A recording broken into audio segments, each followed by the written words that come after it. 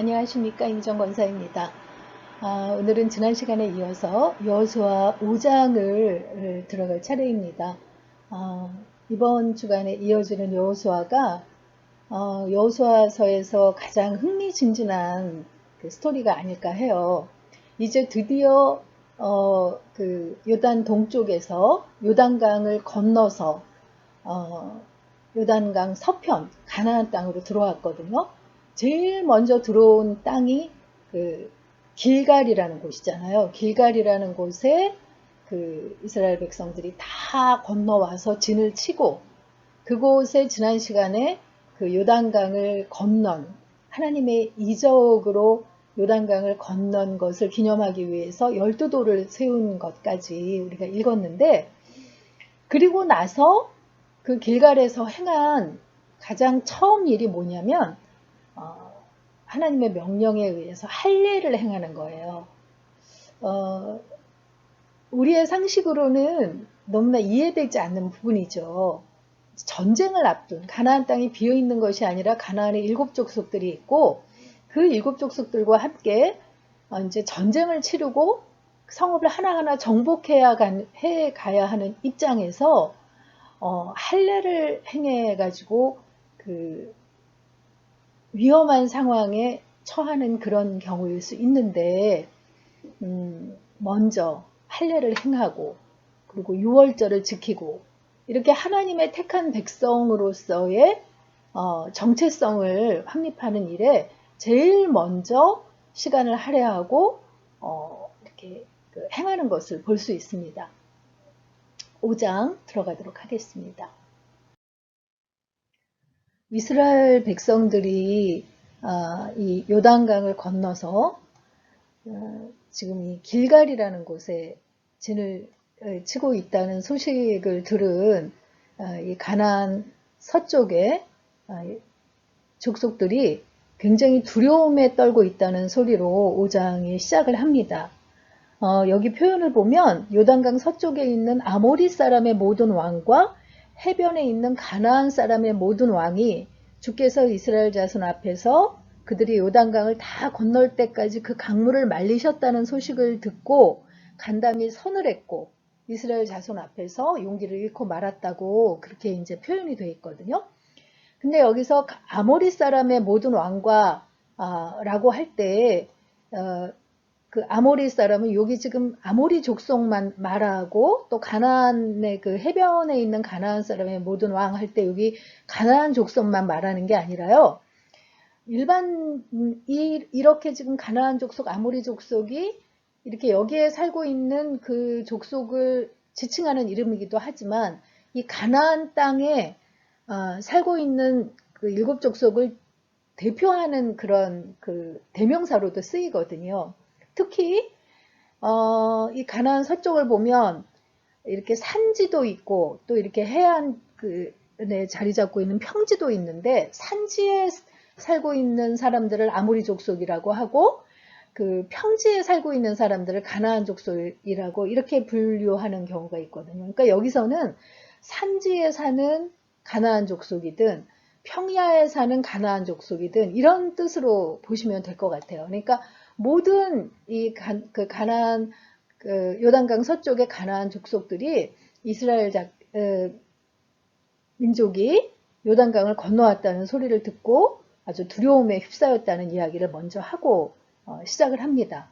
그런 상황에서 하나님께서 여호수아에게 이스라엘 백성들에게 할례를 행하라고 명령을 하세요. 아까도 말씀드렸지만 이런 상황에서 할례라는 거는 좀 이해할 수 없는 그런 명령이잖아요. 우리가 창세기에서 그 세겜에서 일어났던 그 사건을 기억해 보면 그때 야곱의 딸 딥나가 마실을 나갔다가 그 세겜의 그 추장인 그 하몰의 아들 세겜, 이름도 또 세겜이죠. 그 세겜에게 말하자면 강간을 당하죠. 그래서 그 수치 때문에 그 오라비들이 막 분노에 떠는데 그 세겜이 아버지에게 청해서 내가 딥나와 결혼하고 싶다 하니까 그, 그, 그 하몰과 세겜이 야곱을 찾아와서 그 딸을 달라고 청을 하게 되잖아요. 그런데 그 아들들이 당신들이 그 할례를 행해야 우리는 그 혼인을 할 수 있다. 우리는 할례를 행하지 않은 그 족속하고는 이렇게 혼인을 할 수 없다. 할례를 다 행하면 여동생을 주겠다. 이렇게 그 거짓으로 대답을 한 거죠. 그래서 그들이 그 말을 듣고 온 그 세겜의 남자들이 할례를 행했을 때 할례를 행하고 2, 3일간은 뭐 도저히 움직일 수 없을 정도로 아프다고 하잖아요.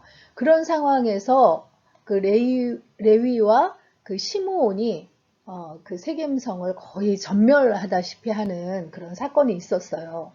그러니까 그 사건을 우리가 돌이켜봐도 지금 아무리 두려움에 그 떨고 있는 족속이라고 해도 그들에게 이스라엘 민족들이 남자들이 지금 할례를 행했다라는 이야기를 들으면 때는 이때다 하고 얼마든지 그 공격할 수 있는 그런 그 빌미를 준다고 할 수 있는 거죠.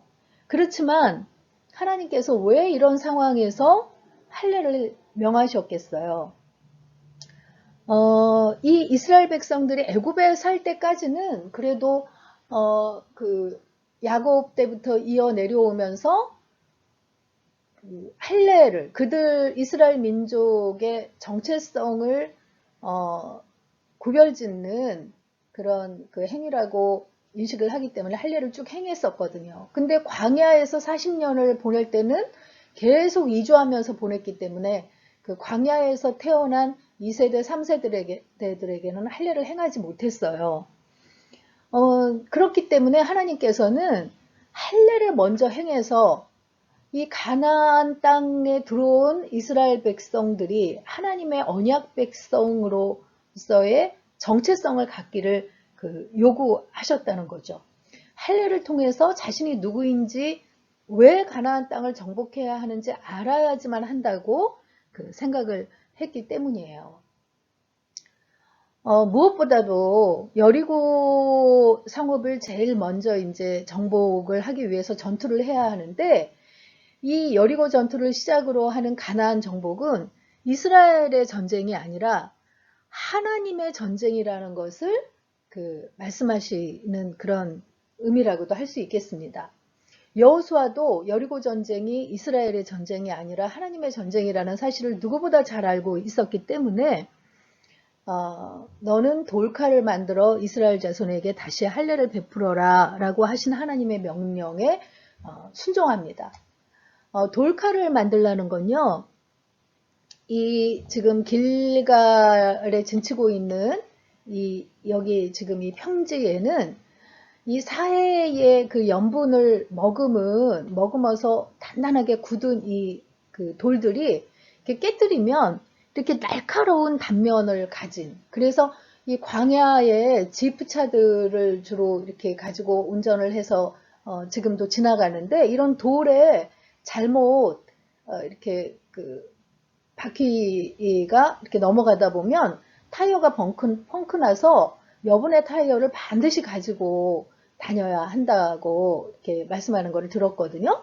그래서 이런 날카로운 돌이 칼로 쓸 수 있기 때문에 그런 돌칼을 만들어서 할례를 베풀라는 그 명령에 순종을 하는 거죠. 그래서 길갈에서 할례를 베풀었어요.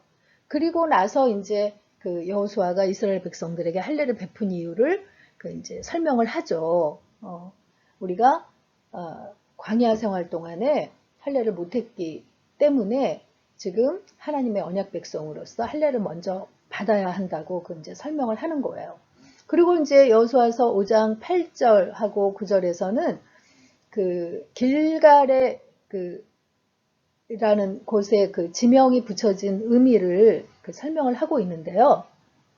할례를 모두 받고 나서 다 낫기까지 이제 이스라엘 백성들이 지난해 머물러 있었잖아요.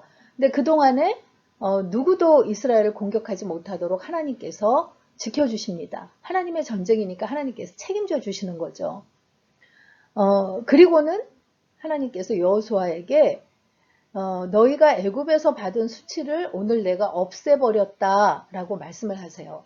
애굽에서 받은 수치라는 거는 물론 애굽에서 종살이 하던 수치를 말하기도 하는데 광야 40년 동안에 그들이 그 광야를 헤맬 때 애굽 사람들이 얼마나 비웃었겠어요. 그들의 신이 그 자기 백성을 데리고 광야로 나가더니 가나안 땅에 들어간다고 하더니 40년 동안이나 들어가지 못하고 광야에서 헤매고 있다라고 얼마나 그 비웃었을 텐데 그 수치를 이제 없애버렸다는 그런 이제 말씀을 하시는 거죠. 그러면서 그곳의 지명을 길갈이라고 붙였는데 원래 그 이스라엘 사람들은 물건이 뭐가 이렇게 굴러갈 때 갈갈갈 소리를 내면서 굴러간다고 표현을 한다고 해요. 그래서 그 수치가 굴러간다라는 의미로 길갈이라고 그 지명을 붙였다는 거죠.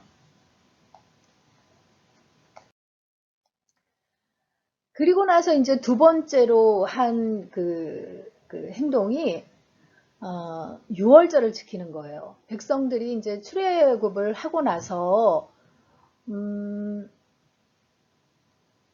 그 광야에서 6월절을 지켰죠. 그런데 이제 이 그 가나안 땅에 들어와서는 처음으로 이제 6월절을 지킨 거예요. 우리가 여호수아 3장에서 요단강을 건너온 때가 건너라고 이렇게 그 건너기 시작한 날이 1월 열흘이라고 열흘째 날이라고 분명히 시점을 거기서 말씀했거든요. 그 6월절은 1월 14일이잖아요. 아비벌 14일인데 이제 건너와 가지고 할례를 행한 지 며칠이 되니까 이제 6월절이 된 거예요. 그래서 그 이제 처음으로 가나안 땅에서 그 길갈에 진을 치고 14일 저녁에 여리고 근방 평야에서 이제 6월절을 지키게 되는 거예요. 여기 지금 길갈이 있고 여기가 여리고 성읍이잖아요. 그래서 요 근방 여기가 이제 이렇게 그 평지를 이루고 있는 거예요. 요단강 골짜기에 이렇게 우리가 보통 골짜기 하면 산과 산의 이렇게 사이에 좁은 협곡을 우리는 생각하는데 이스라엘 지방에서 골짜기라고 하면 이렇게 그 산과 산 사이에 넓은 평야를 이룬 그 골짜기인 경우가 많아요. 여기도 요단 골짜기라고 되어 있지만 이렇게 여리고 평지를 이루고 있는 여기에서 지금 그 할례도 행하고 그리고 지금 6월절을 지키게 되는 것이죠. 그래서 6월절 날 이제 어린 양도 그 잡아서 먹고 그 6월절 다음 날에 그 땅의 소출을 처음으로 먹게 돼요. 광야에서는 매일매일 하나님께서 만나를 주셨잖아요. 그런데 그 땅의 그 소출로 볶은 곡식하고 무교병을 만들어서 그 땅의 소출을 먹었는데 그 가나안 땅의 소출을 먹은 다음 날부터 40년간 내려주셨던 만나가 그쳐서 이제 더 이상은 만나를 얻지 못했다고 그렇게 설명을 하고 있습니다. 이제 그때부터는 가나안 땅에서 나는 것을 먹기 시작했는데 그것을 시작으로 이제 광야 시대가 끝이 나고 가나안의 시대가 시작됐다고 할 수 있는 거죠. 이렇게 이제 할례도 행하고 6월절도 지키고 그리고 나서 이제는 여리고 성을 정복하는 일만 남았는데 그 첫 전투를 앞둔 그 여호수아가 얼마나 마음이 이제 좀 두렵기도 하고 착잡하기도 하고 했을 것 같아요. 그래서 혼자서 그 여리고 성읍 가까이로 이렇게 산책처럼 나아갔는데 거기서 여호와의 군대 장관을 만나게 됩니다. 우리가 민수기에서 발람이라는 그 선지자가 발락의 부름으로 그 길을 떠날 때에도 그 여호와의 장관이 그 군대 장관이 나타났다고 했는데 그때는 발람의 잘못된 길을 지적하기 위해서 나타났잖아요. 그런데 이때는 하나님의 전쟁을 앞두고 있는 지도자인 그 여호수아를 이제 위로하고 격려하기 위해서 나타나신 것을 볼 수 있습니다. 그 여호와의 군대 사령관이 여호수아에게 내가 서 있는 곳은 거룩한 곳이니 너의 발에서 신을 벗어라 라고 말씀하십니다. 이것은 우리가 데자뷰처럼 비슷한 장면이 떠오르죠.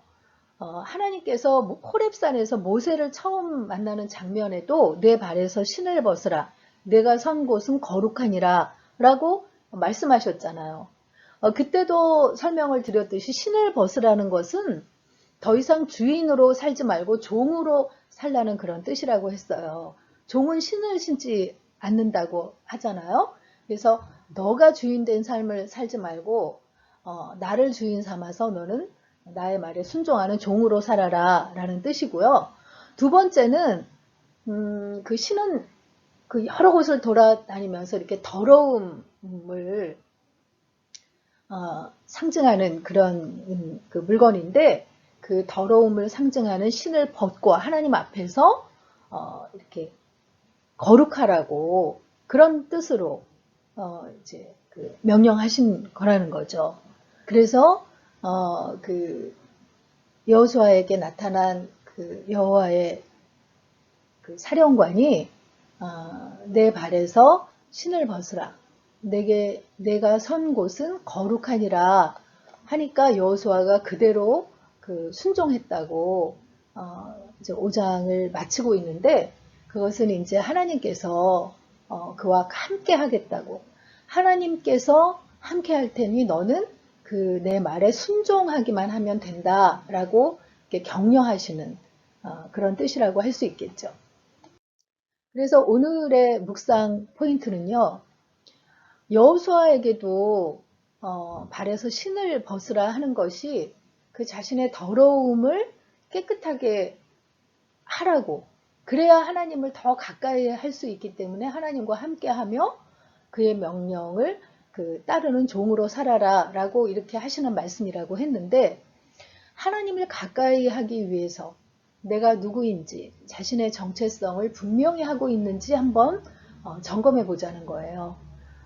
내가 내 삶의 주인이 아니고 하나님께서 내 삶의 주인 되시고 나는 하나님의 종으로 사는 하나님의 자녀로 사는 그런 그 신분인 것을 분명히 하고 그리고 나의 그 고집이라든가 연약함이라든가 이런 그 더러움을 하나님 앞에 모두 내려놓고 하나님과 늘 가까이 하기 위해서 내 자신을 분명히 인식하고 있는지 그 부분을 한번 묵상해 보면 좋겠습니다.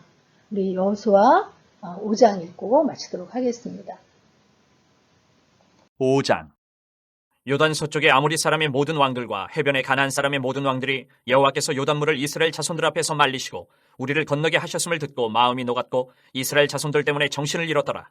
그때 여호와께서 여호수아에게 이르시되 너는 부싯돌로 칼을 만들어 이스라엘 자손들에게 다시 할례를 행하라 하시매 여호수아가 부싯돌로 칼을 만들어 할례산에서 이스라엘 자손들에게 할례를 행하니라. 여호수아가 할례를 시행한 까닭은 이것이니 애굽에서 나온 모든 백성 중 남자 곧 모든 군사는 애굽에서 나온 후 광야길에서 죽었는데 그 나온 백성은 다 할례를 받았으나 다만 애굽에서 나온 후 광야길에서 난 자는 할례를 받지 못하였습니다.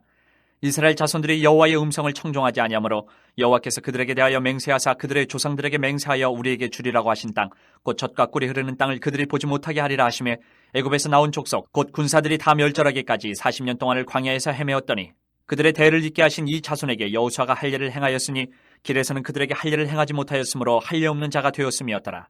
또 그 모든 백성에게 할례 행하기를 마침에 백성이 진중 각 처소에 머물며 낫기를 기다릴 때에 여호와께서 여호수아에게 이르시되 내가 오늘 애굽의 수치를 너희에게서 떠나가게 하였다 하셨으므로 그곳 이름을 오늘까지 길갈이라 하느니라. 또 이스라엘 자손들이 길갈에 진쳤고 그달 14일 저녁에는 여리고 평지에서 유월절을 지켰으며 유월절 이튿날에 그 땅의 소산물을 먹되 그날에 무교병과 볶은 곡식을 먹었더라. 또 그 땅의 소산물을 먹은 다음 날에 만나가 그쳤으니 이스라엘 사람들이 다시는 만나를 얻지 못하였고 그 해에 가나안 땅의 소출을 먹었더라. 여호수아가 여리고에 가까이 이르렀을 때에 눈을 들어본즉 한 사람이 칼을 빼어 손에 들고 마주 서 있는지라. 여호수아가 나가서 그에게 묻되 너는 우리를 위하느냐 우리의 적들을 위하느냐 하니 그가 이르되 아니라 나는 여호와의 군대 대장으로 지금 왔느니라 하는지라. 여호수아가 얼굴을 땅에 대고 엎드려 절하고 그에게 이르되 내 주여 종에게 무슨 말씀을 하려 하시나이까. 여호와의 군대 대장이 여호수아에게 이르되 내 발에서 신을 벗으라 내가 선 곳은 거룩하니라 하니 여호수아가 그대로 행하니라.